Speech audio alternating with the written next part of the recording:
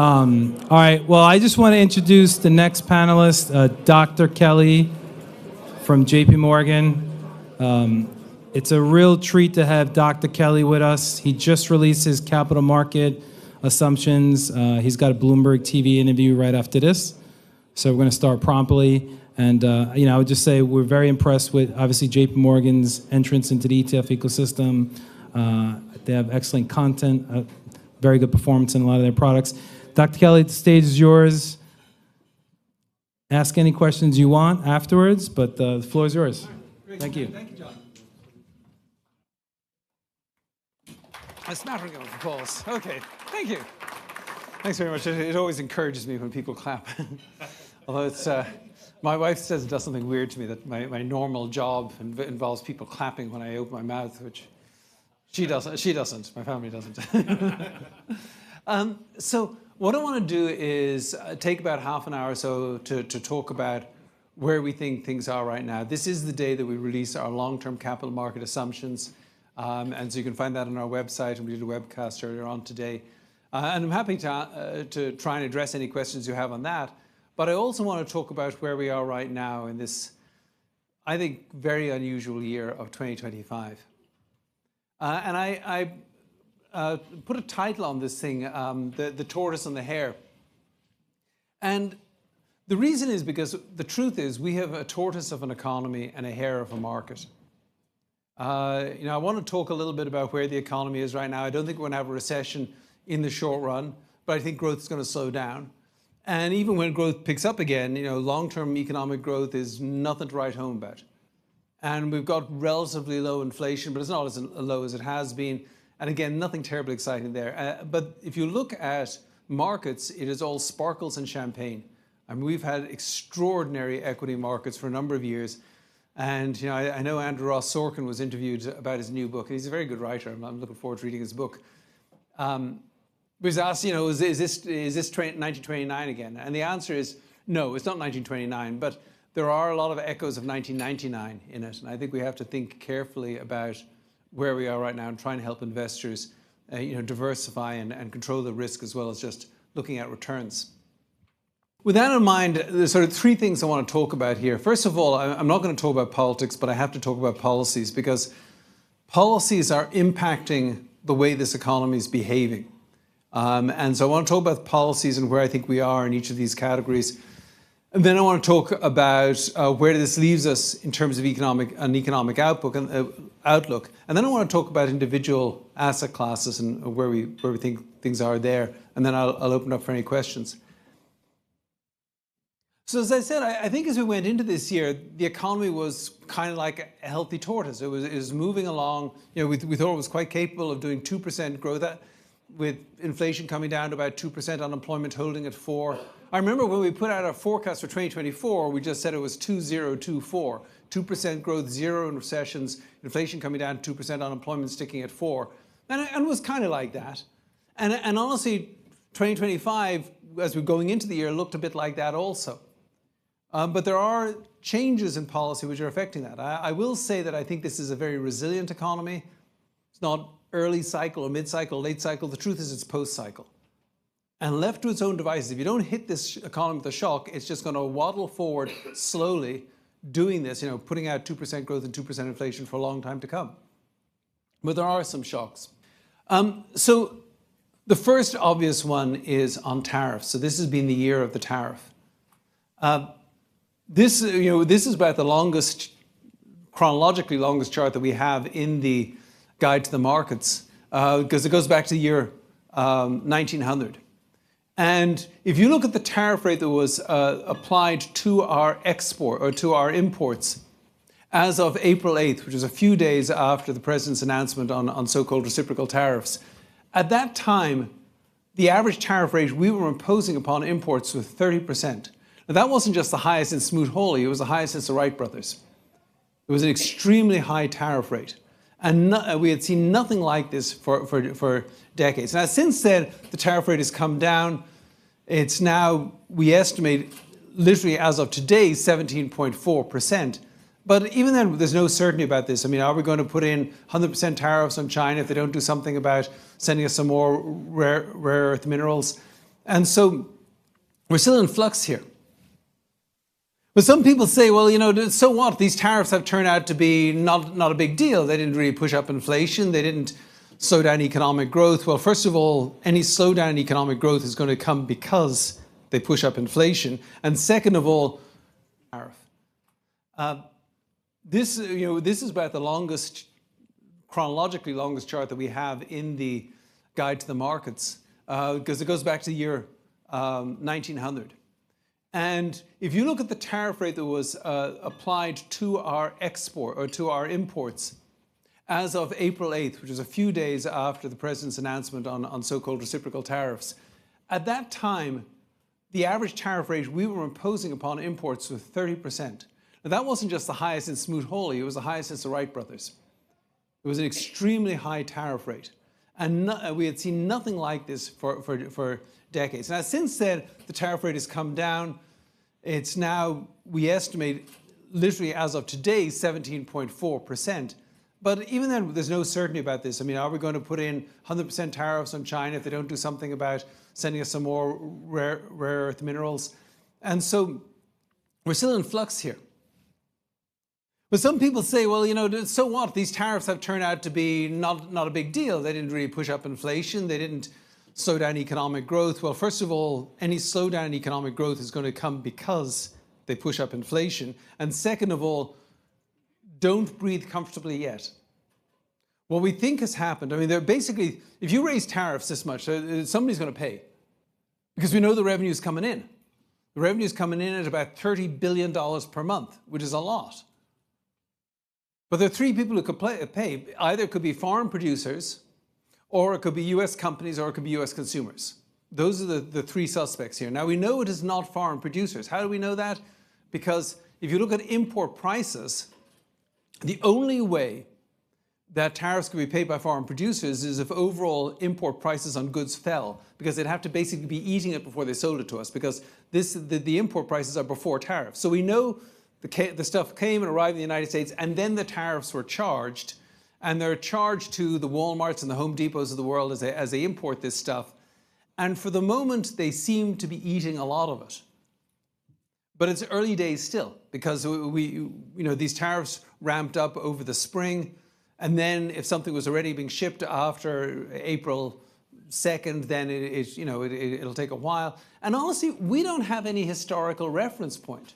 I am not going to blame, I'm an economist by profession, but I'm not going to take any blame for not getting this one exactly right. We have no historical reference for how long it takes for a tariff to affect consumer prices. What I will say is this: at the moment, it is affecting consumer goods companies. What we hear, I was talking with Katie Korngable, who monitors earnings and earnings calls for us in our market insights team, and she's talking about a lot of consumer companies who are just scared. They feel like they cannot push on this price increase right now. And I think that is true to an extent. I think they will slowly layer it on over the fourth quarter, and then much more so in the first half of next year, and I'll tell you why in a minute. But we do think it's going to feed through. In the end, consumers are going to end up paying most of this. That's always how it works out. So there isn't. Now, the good news is once you reach a certain level of prices, tariffs themselves don't add to inflation. They just push up prices for a while, so you get inflation that year. But once you sort of sit in an equilibrium, then the inflation goes away. A few things. One, there is a Supreme Court case right now. The Supreme Court's going to start hearing arguments next month on whether the tariffs introduced as under the auspices of the 1977 Economic Emergency Act, whether those are legal or not. It's quite possible that the Supreme Court says, you know what, they're not. In which case, A, the government's going to have to refund a whole pile of tariff money, and B, they're going to have to come up with some other way of raising tariffs. Now, I think the president will. I think they're working carefully on a plan B in terms of using other acts of Congress to justify this, or they could try and send it through the Congress themselves. Either way, I don't think they'll get to quite the level of tariffs we have right now. But that's one of the uncertainties in the outlook. But either way, we're going to look at higher tariffs going forward than we had before this year. I think that's inevitable. Let me talk about an even more sensitive subject, which is migration. Now, the administration will be very happy about the chart on the top left of this page. That looks at illegal immigration through our southern border. And that has basically collapsed. It's running at about 10,000 people per month. If you go back the end of the fourth quarter 2024, it was 100,000 people per month. Fourth quarter 2023, it was 250,000 people per month. 10,000 is nothing. And the vast majority of those people are encountering Border Patrol and getting chucked back across the border. And so essentially, immigration at the southern border has come, or illegal immigration at the southern border has come to an end. In addition to that, though, we have seen a decline in people getting visas from foreign embassies, immigrant visas from foreign embassies. Now, we only have data through May because in June, the government stopped publishing the data. After years of publishing monthly data on people getting immigrant visas, it's gone. And I don't know who to call about it because nobody in the State Department will pick up a phone, and they probably wouldn't know what I was talking about if I did. But as far as we can, from that, but also information we're getting from other countries and information we're getting from universities suggests that there is a significant decline in legal immigration. So it was running about 60,000 per month. Maybe it's 40,000 per month. Maybe it's 30,000 per month. And then you've got deportations. And we're actually not deporting that many more people than we did a year ago. But this time, then it was just people come across the border and we turn them around, send them across the border. This time it's from a lot of cities all around the country. And we're arresting and deporting about 40 to 50,000 people per month. The net result of this, if you do the math, is we may be at a point of zero immigration. Now, if you go back the first 20 years of this century, we had about 1 million immigrants per year. And that's actually important because the baby boom is retiring in huge numbers. And if you go from 1 million to zero, then the working age population will shrink significantly every year through the end of this decade and into the next decade. And obviously we need comprehensive bipartisan immigration reform. I'm not, nobody can defend where we were a few years ago or a year ago or 2 years ago on this. But still, there is a danger here. And the danger we show on this right-hand side chart, which is in our guide to the markets also. This is economic growth in America going back to the 1950s. 50s and 60s, we did 4% real growth. 70s, 80s, 90s, we did 3% real growth. So far this century, we've done just about 2% real growth, a little over.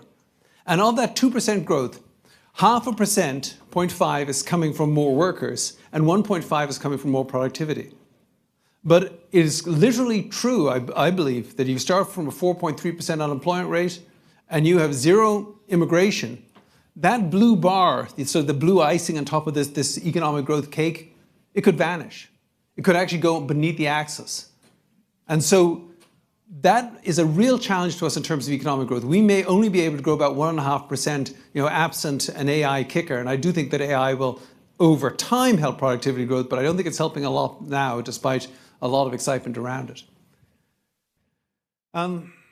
And again, I think immigration is going to stay this way for a while, because even if you have a change in political control in Washington, I think everybody knows that is the key reason why Donald Trump was elected for a second time is immigration. And so I think a Democratic administration would not open itself up to massive immigration from here anyway. A third issue is the budget. And again, we live in such a partisan environment that it's very hard for people to get the story straight here. So at the start of this year, we were going broke slowly. We are still going broke slowly. I actually write something on LinkedIn every week, and then I put out a podcast called Notes of the Week Ahead on Spotify and Apple Play. And I wrote an article about 2 weeks ago just talking about going broke slowly.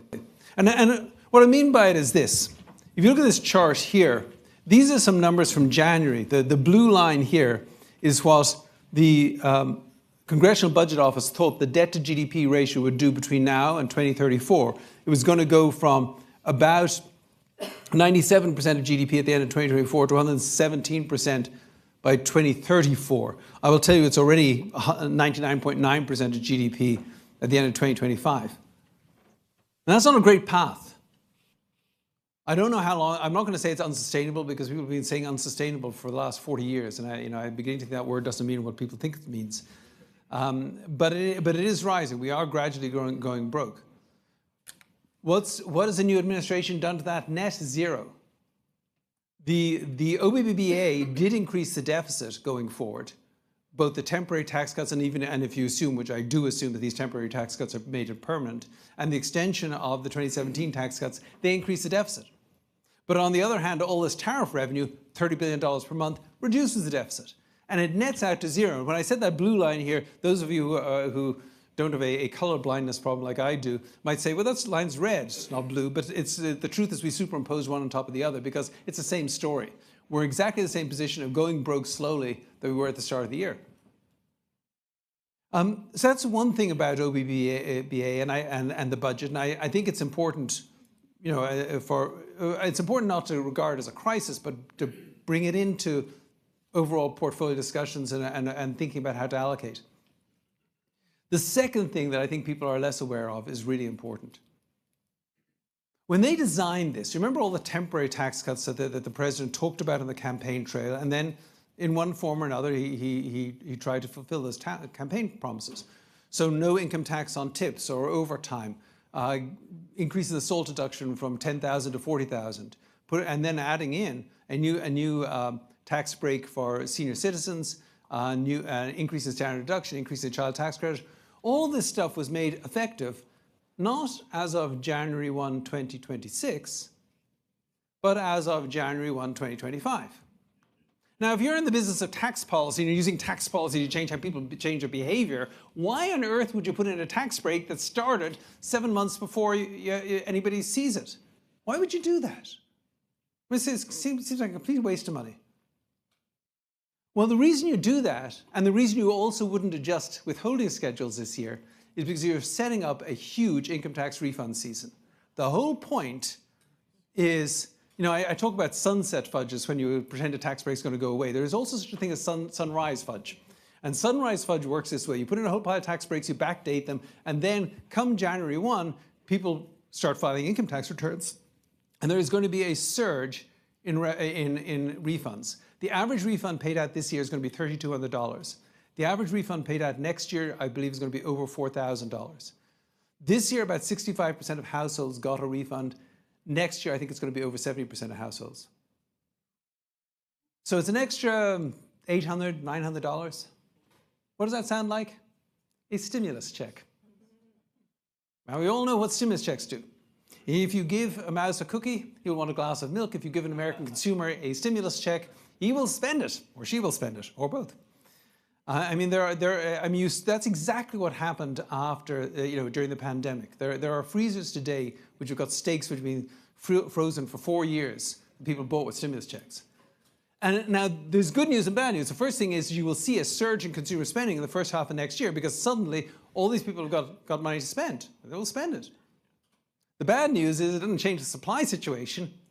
And so it's going to push up inflation, particularly because, and I told you I was going to get back to this, when do you think Home Depot and Walmart are going to feel like they could pass on the tariffs? Exactly. How much does it cost? Well, how much can you afford? That's the point. And so unfortunately, the stimulus is going to, I think, cause this inflation to kick in. And that's why we don't think inflation is going to peak until June of next year. Now, there's an interesting question around oil prices, which I'll get to also. But overall, I do see this thing, OBBA is going to speed up the economy in the first half of next year. So where does this leave us in terms of the economy? Well, let me talk about growth, and then I'm going to talk about jobs and profits and inflation. But on economic growth, we have numbers through the second quarter. Until the government reopens, we do not have numbers on the third quarter. But it is 3.8% growth in the second quarter. I think the third quarter is about a 3% number. Honestly, consumer spending has been pretty good, all things considered. People bought a lot of cars. They bought the last of the electric vehicle credits. People were trying to buy stuff before the tariffs kicked in. But in the fourth quarter, it's slowing down. The spending of upper income individuals is really keeping this economy afloat. But the vast majority of American consumers are getting squeezed and they're pulling back. If you look at a consumer confidence survey, it's amazing how low consumer confidence is given where unemployment and inflation is. But a lot of Americans are feeling pretty crummy and they're feeling squeezed and they don't want to spend the money. And we don't have much in the way of job growth. We have people now paying back their student loans. We've got rising default rates on particularly used car loans. So there are issues, and I think the economy is going to. It's kind of like this is kind of like a long-term weather forecast. So it's going to slow down, and then it's going to speed up, and it's going to slow down again, because we're going to get in the fourth quarter of this year, the tariff impact is going to be greater than any stimulus from OBBBA, and so the economy slows down. And I think we could end up with a 0% growth for the fourth quarter. In the first half of next year, you suddenly get all these refunds, and suddenly growth bounces up to about a 3% rate. But it's sugar, it's not protein, and it's going to fade again, particularly as the immigration issue kicks in and you run out of labor supply. And so I think by the end of next year, basically crawling along below 2% growth again. If you look at unemployment, this chart is pretty simple. The gray line is the unemployment rate, the blue line is wages. If I was talking about a soft economy, and if I was talking about payroll job growth of only 50,000 per month, which is where we are right now, roughly, you would think the unemployment rate would go up, and normally it would, except for what's going on in labor supply. Because even though payroll job growth is slowing right down, the problem is there are no available workers. And so that is keeping the unemployment rate low. And so we think the unemployment rate may only go up from its 4.3% today, maybe 4.5% by the end of the year, and then actually come down in the first half of next year and sort of end next year pretty much where we are right now, about 4.3, 4.2. But only a small increase in the unemployment rate because of this chronic lack of new workers. And because of that, even though the economy is soft, I think wage growth will hang in there. Right now we're talking about wages growing about 3.9% year over year. You would think that with a lack of available workers, American workers could look for a bigger pay increase. But American business is extraordinarily good at not paying workers. There must be 50 ways to stiff the workers, and American business people have figured them all out. And so it's a very unequal situation, and I don't think you're going to see an acceleration in wages, but nor do I think there's going to be a deceleration. So we're going to actually almost flatline, a slight increase in unemployment, but the wage inflation number is staying pretty flat. On inflation, so we're going to finally get an inflation number next week. On next Friday, they're going to put it. They're opening up that one part of the government to give us an inflation number, but it's likely to show an increase. Right now, we're looking at CPI at 2.9% year over year. I love this chart. It looks a little bit like a stegosaurus, because it's got all these green spikes in its back here. So you can see inflation got up to 9.1% in June of 2022. The truth is that what we had in the early part of this decade was a temporary inflation surge. It was temporary. The Fed said it was temporary to start with. Everybody was throwing tomatoes at them, but that was the truth of it. It just didn't make good copy. And everybody said, oh, well, inflation's here for... No, it's not. It was going to come down, and indeed it did. It was caused by the pandemic, the policy response in Ukraine. And particularly look at what happened here. You see this is green is energy, and blue is food at home, and orange is core goods. That's all the supply chain issues. And you can see just as this stegosaurus is beginning to lift his head out of the water here, or whatever he's doing, you can see this orange part is just beginning to grow again. That's what's going to go up. Because all these, when people are trying to buy, presents for Christmas and so forth, all the stuff that's made in China is going to go up in price, and that's going to gradually feed through. And I think it's going to feed through early next year. So I think we peak out right now. I think there's an interesting issue around energy, but if energy prices are more or less flat from here, then I think we're going to peak out at a consumption deflator inflation rate of about 3.1% year over year in December, and then go up to about 3.5% by next summer. And then it's going to come down again. And I think we could be down at 2% by the end year over year by the end of next year. But you're going to see inflation sustained for a while. If you look at profits, overall, we're right at the start of the earnings season. It looks like another good earnings season is coming up right now. As I said, American companies are extraordinarily good at maintaining margins. This chart on the right here, maybe I'll just make a one-pager out of this, because it's extraordinary. If you look at S&P 500 profit margins, how through every kind of difficulty in the first 25 years of this century, they managed to push up profit margins.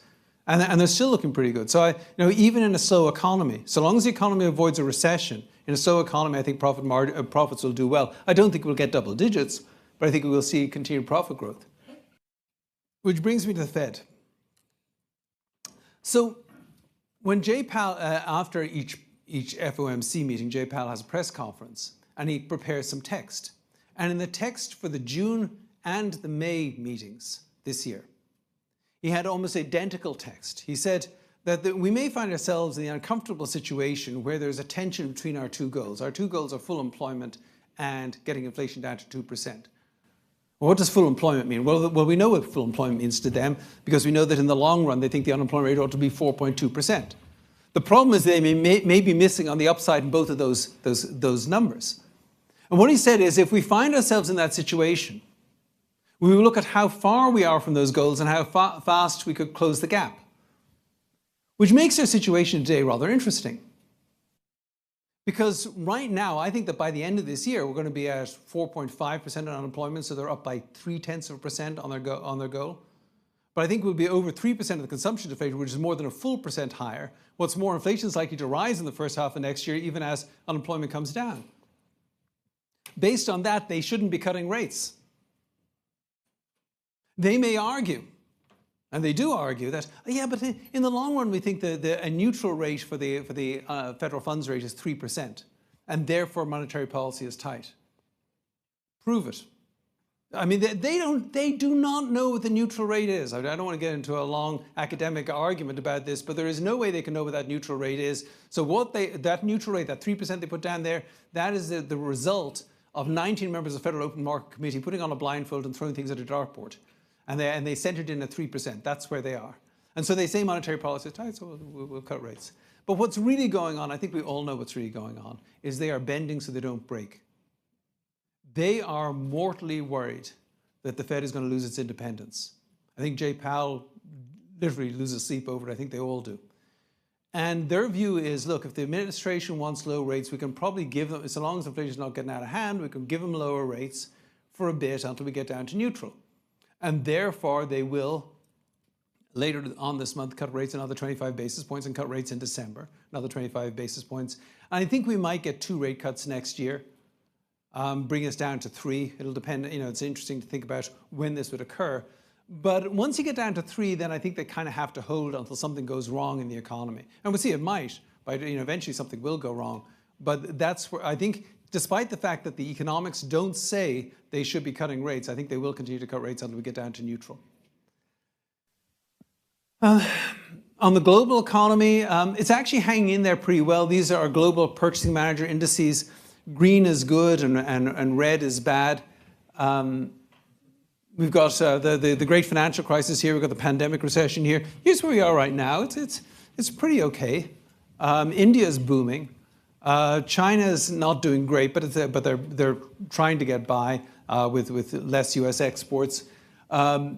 Europe is doing okay, and Germany is spending a lot more on fiscal stimulus. Japan's doing okay. So it's kind of a mixed picture. I will say that one interesting thing, which is very important for investing, is if you look at the Federal Reserve on one side, and then you look at the European Central Bank, the Bank of England, the Bank of Japan on the other side, those other developed country banks are not cutting rates like we are. So we expect another 4 rate cuts out of the Federal Reserve. We do not expect that from the ECB. We do not expect that from the Bank of England. We think that the Bank of Japan will be raising rates. And so the gap between US rates and international rates will close. Why is that important? Well, one of the big reasons it's important is because that is a very good predictor where the dollar is going to go.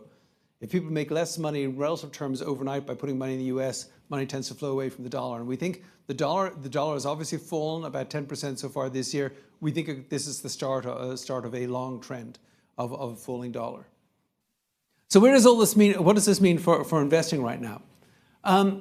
Well, year to date, it has been an extraordinary year again. We've got year-to-date returns. This was as of October 14th of 14.1% on large cap equities, EM equities. How many of your clients would you say are overweight EM equities? Well, that's a pity. How many are overweight developed country international equities? Oh, 1. Okay. Well, that is good because it's. But I must say, I've spoken at conferences in the last few months. Nobody is overweight international. And their clients are all sort of going to be looking at this and saying, why didn't I have a little bit more international in portfolio? Well, we had this conversation. You said you didn't want to touch it. Remember? No, they won't. They won't remember that. No, they won't. They won't remember that. I'll come back to that. Looking at fixed income is pretty easy. I mean, if you look at the Bloomberg Ag US bond index, the yield is 4.25% right now. This is, I don't know what Euclid's definition of a straight line is, but this has got to be pretty close to that. I mean, there's a very strong relationship between what your yield is right now, what your return is over the next 5 years. I wouldn't make any particular bets in terms of duration or credit and fixed income. I think it's fine to have a neutral rate to fixed income overall. I think it is pretty steady Eddie in terms of returns. International, the US is still 65% of global stock market capitalization, even after a good year for the rest of the world. I mean, year to date, the US is up 14.3%, which is great. The Eurozone in US dollars is up 33.3%. China is up 37%. So people have made good money in international this year, and it could be the start of a long trend. On equities, I do worry about the concentration in US equity markets and the overall PE ratio. So the overall S&P 500, 22.5 times, which is expensive. But what's really expensive is the top 10 stocks, which have got an average PE ratio of 29 times. And these are big companies. How fast can they grow?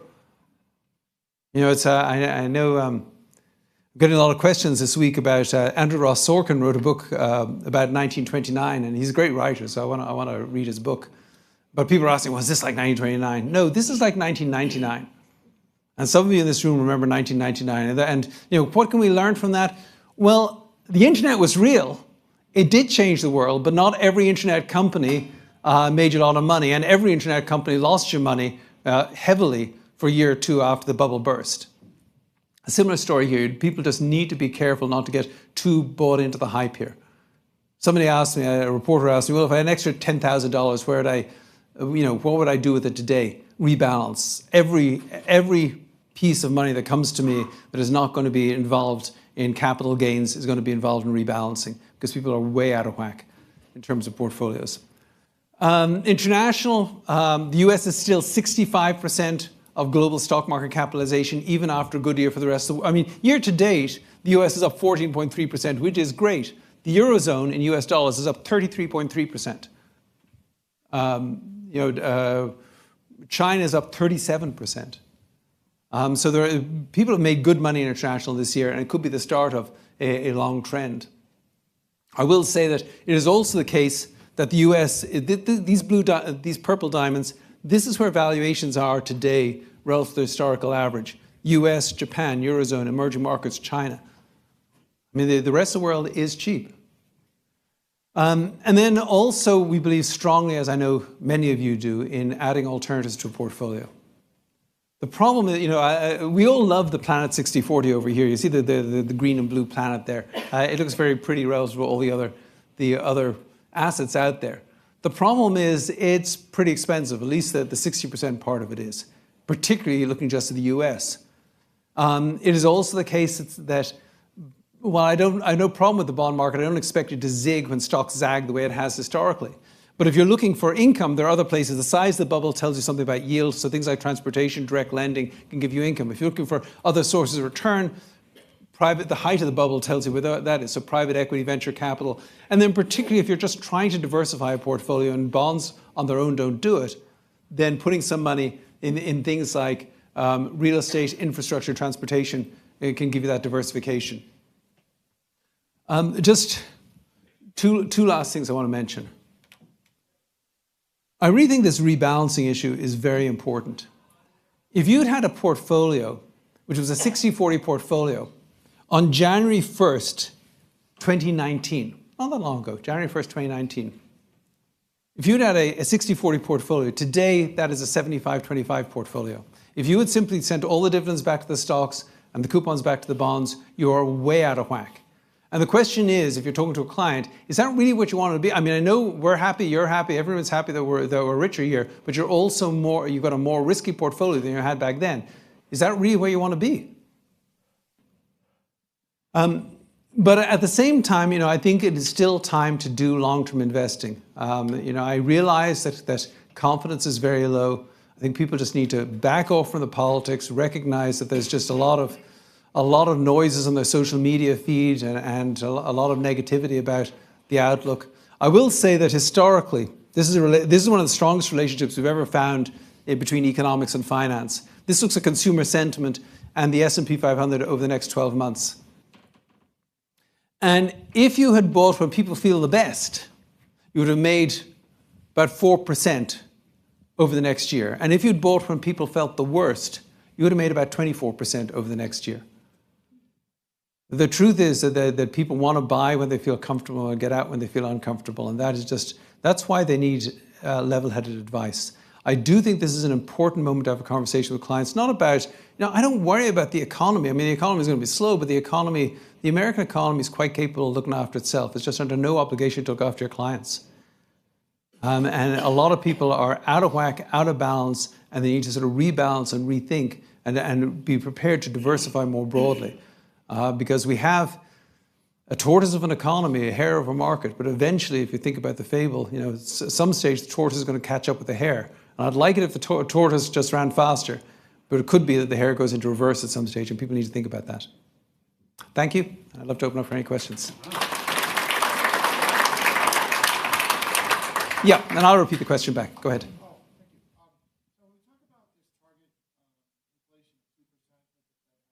Yeah. If we're decoupling from China and we're not going to be able to produce our goods as cheaply as we did throughout those periods. And then, with that said, let's say the target is 3%. At what GDP level can we get to without causing inflation? Okay, so I'm just going to pop back to the inflation chart. I actually think 2% is actually quite reasonable. I think we can do that. But let me explain how. So first of all, this chart here, this is CPI inflation. The Fed's target is 2% of the consumption deflation. You have to add about 0.3 to get to CPI. So it's about a 2.3% CPI number. We actually did that no problem at all in 2018, 2019, 2020. You've got fewer goods coming in from China cheaply. That's true. But you've got plenty of other emerging markets where you're going to get cheap stuff. You've also got, if you look at a big part of CPI inflation is shelter. And shelter costs work with a big, long lag. But what's going on with immigration is if you reduce the number of households in America or reduce the population, you're going to take a lot of that pressure off rents. You take pressure off rents, then that shelter part is going to keep coming down.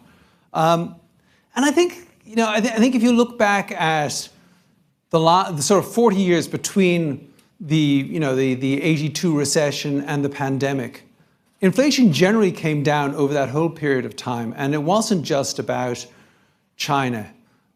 There are a few things. One, information technology makes it easy to source from a cheaper place. Two, we've seen a collapse in trade unions. Only 6% of private sector workers today are in a trade union. 6%. The other 94% are on their own, and they are in no condition to get the kind of pay increase they want. And third, and this is perhaps the most important thing that people miss out, why is it that over a 40-year period in which inflation was low and falling, stock markets did so well? I think a big reason for that is because of what's going on with the income distribution. I think you see this every day, but the truth is the top 10% of Americans are doing very well and the rest are doing pretty poorly. In fact, the top 10% of households get 50% of the income in America. The rest, the other 90% get the other 50% of income. So if 10 people walk into a 7-Eleven tonight, the 10th person in the door has got the same income as the first 9 combined. That is a literal definition of American income distribution today. But the thing is, what makes the 10th person different, the rich different? They save. The bottom 90% save exactly zero net. The top 10% save about 35% of their income. What do they do with it? They give it to you. What do you do with it? You put it in equity mutual funds, ETFs, financial assets, bonds, stocks, and that pushes up financial assets. You've got this circular flow of income. And you produce $100 worth of income, but half of that income is going to the top 10%. And there's huge leakage. That money is coming out of the economy and going into the markets. That's why asset prices go up, but it also means we're always kind of short for the demand for goods and services. Right now, I mean, I just said earlier how retailers are going to have a hard time passing on the prices. Of course, they're having a hard time passing on the prices. Their customers in Walmart, they can't afford it. They can't afford it. And so I think that because of that, I think inflation will come down to 2. I don't think the Fed or any other central bank should change their target because it's just going to send the wrong signal. And I don't think they will change it. Yes? You didn't talk about gold and silver. Yep. I'm not interested in price projections, but what is the signal that we're getting from gold and silver rallying as much this year? Well, I think one of the signals we're getting from gold, so the question is, what's the signal we're getting from gold and silver rallying so much? Well, I think until we entered the era of Bitcoin, people thought that gold was a speculative investment. And then we realized that relative to crypto, it seems incredibly conservative and sober. I literally think that's part of the story. I think there's a lot of money looking for a home. There is perhaps some movement of central banks around the world wanting to be a little less exposed to the US dollar, because we can see that central bank reserves overseas they're building up their gold holdings. There may be a little bit of concern about inflation, but honestly, I think the biggest part of it is there's just all this liquidity sloshing around, looking for a home, looking for a way to diversify. Gold might be a diversifier. Doesn't mean I can predict where it's going to go, but I do think there's some legitimate point in, it does have a historic role as a reserve currency for a central bank. So if you think the dollar is going to plunge for whatever reason, or you want to hedge that possibility, I think it's reasonable to have gold in a portfolio, but I wouldn't go more than 5% in anybody's portfolio because it doesn't generate dividends. It doesn't generate any stream of income. It is worth precisely what the next person is willing to pay you for it. And people say something's as good as gold. Well, if you actually look at average returns since 1980, I can't think of any long-term asset that's been as bad as gold. It has these little spurts and then it just goes away. So I think it's okay to have in a portfolio right now. Yep. David, the competitors out there, Morgan Stanley, Goldman, for a 6-year-old in an asset allocation, for Morgan Stanley to recommend 20% of a client's allocation for gold, and Goldman's recommending 10%. Yep. And then we look at JP Morgan, and they're not putting it into their asset allocation. Do you have a comment on that at all? Yeah, I would think that it'd be terrible to put that much gold into the portfolio of a 6-year-old. That just requires an incredibly negative view in the long run. Gold, as I said, basically matches inflation over time, but almost every other long-term asset beats inflation. And the reason is because we've got productivity and global economic growth. And so it's basically like, if you see a big forest and instead, it's like betting on a rock while all these trees are growing. It's not going to move. And so generally, no, I don't think there's any necessity to have. It's absolutely, if you want to get your grandchild some gold coins, no problem at all. But I don't think it should be a serious long-term asset because all it does is it matches inflation. And I don't think that's, in the long run, I don't think that's a great place to start. So I don't own any gold myself, and I don't lose any sleep over that. Yeah. Can you just comment on your dollar thesis? Yeah, so I think the dollar is very overvalued. Let me move forward here. Just want to show you one chart here. Yeah, this is our trade deficit. We've been running a trade deficit forever. And the reason we run a trade deficit is because our stuff's expensive and everybody else's stuff is cheap. That's one reason. The other reason is because we are the world's consumers. We want to buy more stuff than we're willing to produce, and the government spends more than it earns in taxes, and that means we've got excess demand, which has to push up our trade deficit. That's why we have a trade deficit. Not because everybody's being mean to us. It's not because trade rules are unfair. It's because the dollar is too high, and we as a government overspend. That's why I think that we've had this trade deficit. But the trade deficit itself will tend to push the dollar down over time. I think the reason the dollar has done so well recently is because U.S. economic growth has been better than overseas growth. And the question is, I still think that could still be could be the case, but I think our changes in terms of trade policy and migration might erode that. So that's one thing to look at. But the other reason, and you know what the other reason is because we've had all this equity money just flow into U.S. assets because international investors want to buy U.S. stocks. And again, how much do your clients want to buy international assets? Not at all. And we're not just 65% of global market cap. We're the only real equity players in the world. We're the ones who actually like equity markets. And so if you can't convince U.S. investors to buy international assets, you don't see much demand. But If the dollar goes down for a year, then your clients are saying, how much did we have in international? Dollar goes down for 2 years, and now international beats US for 2 years in a row. They're really going to start asking it. And so what we see historically, we've got a great chart of this in our new guide to the markets, is we see these long periods where international outperformance is aligned with the dollar falling. And I do think the dollar will fall over time because it is too expensive. That's really what costs us, the acceleration of the loss of manufacturing jobs. I think the dollar will come down over time, and that should amplify the return on international investments.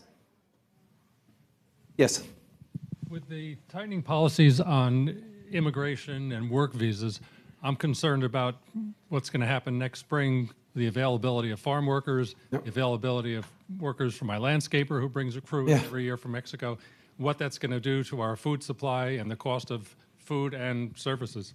Yeah, no, I think there is an issue, and there will be an issue. Now, I expect that there will be some give in this. It depends on how ideological the administration is going to be. They may recognize that, we need the farm workers, so we're just going to change something here. They might recognize that you can't build AI without techs from all over the world. They may recognize that we need students coming in on student visas to US universities because they're, if you look at who actually builds and runs these tech companies, that's who. But you would need, the real question is, are they going to be pragmatic next year or ideological? And answering that question is higher pay grade than mine. I'm going to let you try and figure that one out. But I am concerned. I think, and I'm more than that, I'm concerned. Look, you can tell from my accent, I am biased in favor of American immigration. But that's been the whole point about America. From growing up in Europe, they said, "Go west, young man." That was what we heard. America has brought in capital and ideas and people from all over the world. They didn't just send us, they're tired and they're hungry. They sent us everything. And so America, I think as America welcomes, it grows. As America pushes back and closes borders, it grows more slowly. And that is fundamentally, again, people have a right to vote exactly how they voted. And this is not a political statement, and it certainly shouldn't be a political statement, but from an investment perspective, make sure you spread the bets around. Because if we follow an ideology of high borders on goods and people, it does mean that the US may grow more slowly over time. Listen, I am out of time here, unfortunately. One last question, yes. David, on the question on tariff, like after initial shock in April, market has recovered really well. Any reason why market has not impacted? Even still, tariff keeps going up? Because I think what's happening is, as I said, we've got a hare of a market and a tortoise of an economy. And until you need to really shock this market. You have to get people convinced that something is going to go badly wrong with the economy and corporate profits right away. And so far, we have not seen a hit to corporate profits, and so far we have not seen something that says we are immediately going into recession. And so what's happening is, if that happens, and this is perhaps the most important point that I think people are missing about markets, we have got a valve problem in the US market. And what I mean by that is, if you talk to your clients and say, I want you to rebalance, so I'd like you to sell all these equities, they're going to say, but don't I have to pay Uncle Sam? Yeah, you're going to have to pay this huge big capital gains tax bill. I don't really want to do that. Maybe it'll go another quarter. Why don't we just wait? If I don't sell this at all, I'll just borrow against it. Maybe I'll do that. People don't want to sell because of capital gains.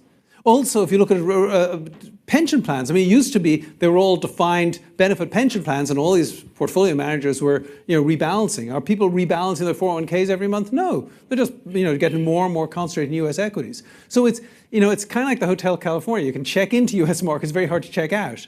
And so we've got this money going in. So unless there's some shock, then the market's going to go up. I remember the day that I realized that markets are not rational.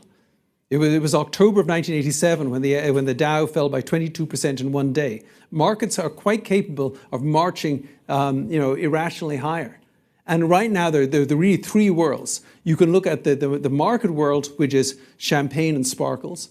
You look at the consumer confidence world, which is Great Depression, or you can look at the actual world, which is basically a healthy tortoise. And I think people should just focus on the tortoise. Listen, I have to go, but again, thank you so much.